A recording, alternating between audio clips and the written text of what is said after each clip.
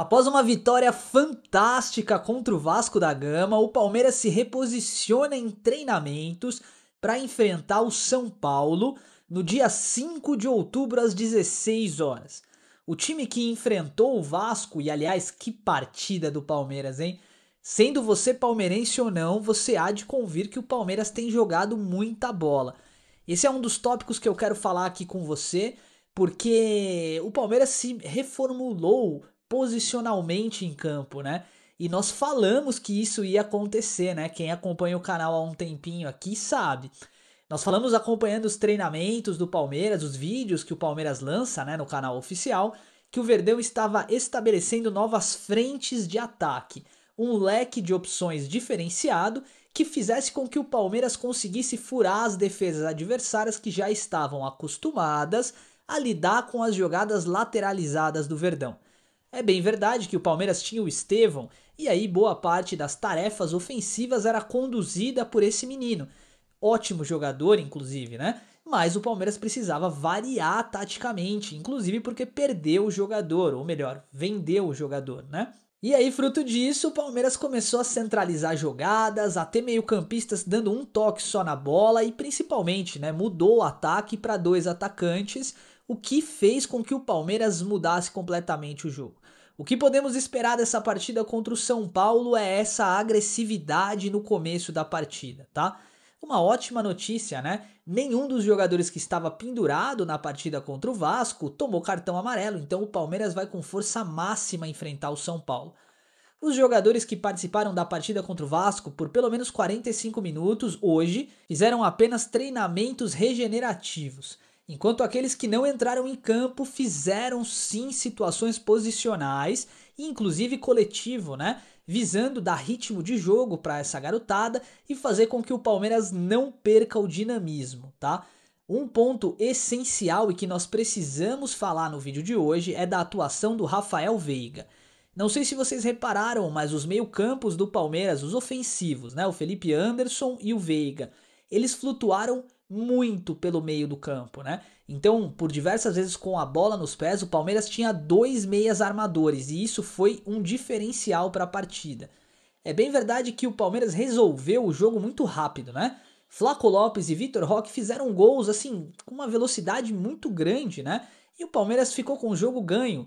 Então não necessitou tanta disposição, né? Não precisou atacar muito. Mas reparem, todas as vezes que o Palmeiras subia ao ataque com os meio-campos, os laterais acompanhavam e os volantes dobravam a marcação na lateral. De modo que o Palmeiras não esteve exposto em momento algum, tá? O que aconteceu no jogo contra o Bahia antes de enfrentar o Vasco foi uma fatalidade, tá? Isso não deve acontecer de novo porque o Palmeiras está treinando muito esse tipo de jogo, tá? Que é o posicional. O São Paulo deve entrar em campo com uma linha de 5 defendendo, ou seja, vão forçar a barra para um jogo de contra-ataque. E cabe ao Palmeiras saber furar essa defesa. Vai ser um ótimo teste para o Verdão, porque a LDU joga da mesma forma, tá? Então a expectativa é que o Palmeiras utilize o São Paulo, inclusive, para treinar para a partida contra a LDU. Engraçado a gente falar isso, né? Porque o foco é duplo, é misto, né? O Palmeiras está focado no Brasileirão e na Libertadores. E para finalizar esse tópico, né? Um assunto importante também. O Abel Ferreira deve isolar o time, ou seja, não passar muitas informações nos últimos treinamentos que vão anteceder a partida contra o São Paulo. Tudo isso é óbvio, visando não dar ouro pro inimigo, né? Não dizer exatamente como é que o Palmeiras virá em campo. Trata-se de um clássico e tudo pode acontecer.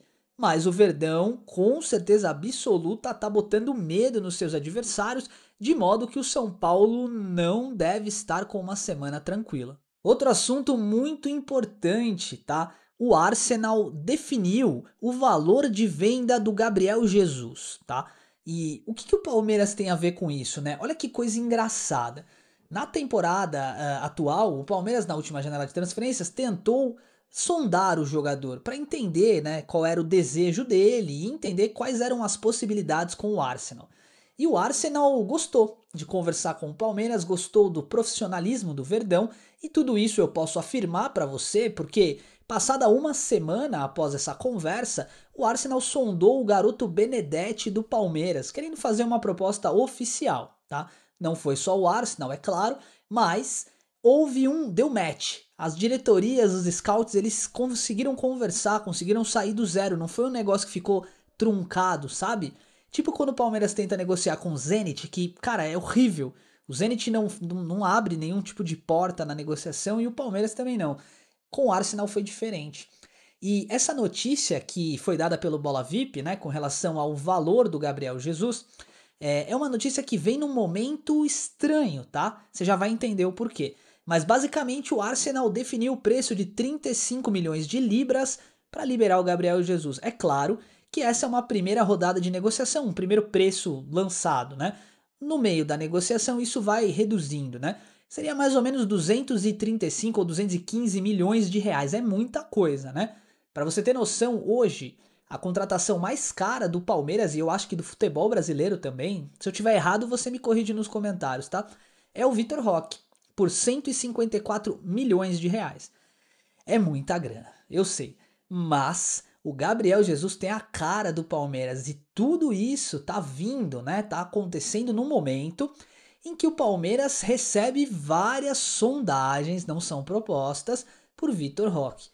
Real Sociedad e Sevilha, ambos da Espanha, curioso, né? Estão sondando, estão vendo como o garoto está jogando muita bola e estão abrindo portas para uma próxima janela de transferências haver aí um contato. A pergunta que eu te faço é a seguinte: por que eles não observaram o Vitor Roque na época que estava no Real Betis, né, no Barcelona, e não fizeram a proposta naquele momento? Você consegue entender o porquê? É porque o Palmeiras recuperou o jogador. Só que é estranho isso, né? Porque até pouco tempo atrás, o Palmeiras não era esse tipo de clube. Não pegava um jogador que estava em desalinho, né? E transformava ele num craque, assim, num ótimo jogador. E o Vitor Roque está sendo um craque.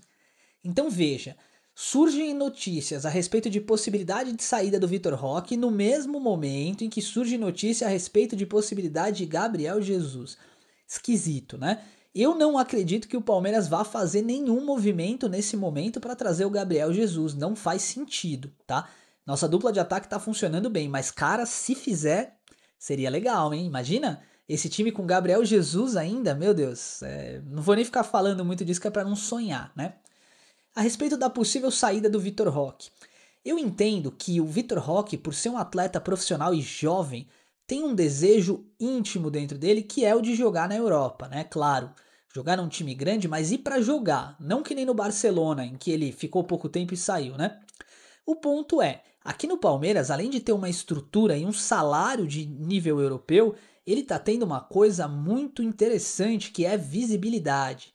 O Ancelotti ainda não o convocou para a seleção, mas cara, isso é questão de tempo caso ele mantenha o bom futebol. Não tenho dúvida nenhuma disso, né? Mantendo o bom futebol é seleção brasileira e talvez Copa do Mundo.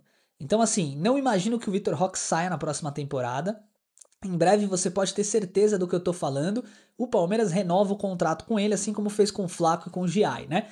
E aí pode até ser interessante isso pro Palmeiras, porque uma vez que renove-se o contrato, pode se vender mais caro, né? O próximo tópico que a gente precisa falar no vídeo de hoje é a respeito da Leila Pereira, que fez um movimento muito arriscado, tá? Interessante e corajoso. O Palmeiras está muito insatisfeito, acho que esse é o termo, né? Com relação à situação da Libra e do que o Flamengo fez. Tem vídeo no canal falando disso, mas vamos lá, vamos lembrar um pouquinho do caso. A Libra é um bloco econômico que consolida e negocia os valores de direito de transmissão para os clubes, né? Ela é composta pelos clubes, né? Por alguns dos clubes aí. E alguns desses clubes, eles têm interesse em receber um pouco menos, porque as torcidas não são tão grandes. Eles não ligam, tá? Como o caso do, por exemplo, não que a torcida não seja grande do Vitória, né? Mas é um clube que não tem tanto caixa, tanto fluxo financeiro assim. Então, para ele receber, por exemplo, 40, 50 milhões, tá ok. E outros clubes que fazem parte da Libra já são clubes um pouco mais consolidados, como Palmeiras e Flamengo, né? Para esses, cara, a própria emissora paga valores absurdos, né? Pois é, o Flamengo entrou na justiça e conseguiu bloquear o valor de pagamento dos clubes da Libra, alegando que a negociação era desfavorável para o Flamengo e que foi fechada por outro presidente que não o atual. O Palmeiras, por sua vez, achou e entendeu que o Flamengo tá querendo asfixiar, né? Tirar força daqueles clubes que não têm condição hoje de ficar esperando uma definição da justiça. E meu irmão, a Leila Pereira parece, né, o que tudo indica, que pretende processar o Flamengo por conta dessa atitude de bloquear os fundos. Me diz aí o que você acha a respeito dessa situação. Eu acho que a Leila Pereira é muito corajosa, tá? Porque, na minha humilde opinião, tudo nos mostra, ou pelo menos parece que, né? Supomos que essa é a intenção do Flamengo. Esquisito demais, tá? De maneira geral, o Palmeiras tem mantido uma postura administrativamente fantástica, tá? Não tem o que falar. E essa postura da Leila vem, né, corrobora, vem de encontro àquilo que a gente percebe no Palmeiras também, uma postura coesa e ética. Eu espero que essa situação se desenrole bem e a gente vai trazer todas as novidades dela para você, tá? Para finalizar o vídeo, eu quero te convidar a uma reflexão.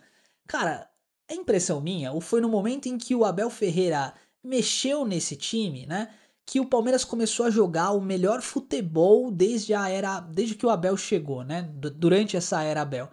Porque, sei lá, eu tava olhando assim, relembrando essa semana, né, mesmo o Palmeiras que foi campeão da Libertadores não apresentava um futebol vistoso, sabe?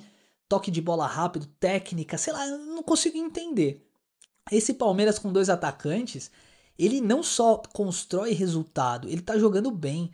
Cara, o que o Flaco Lopes tá fazendo em campo, assim, sem sacanagem nenhuma, é um absurdo. Muito técnico, muito bom de bola. E, sei lá, o Palmeiras tá construindo, me parece, né? Uma equipe sólida e muito consistente. E é nesse ritmo que eu quero te convidar a torcer ainda mais pelo Palmeiras. Muito clubismo, tá? E menos crítica, porque o Palmeiras está precisando nesse momento é de apoio.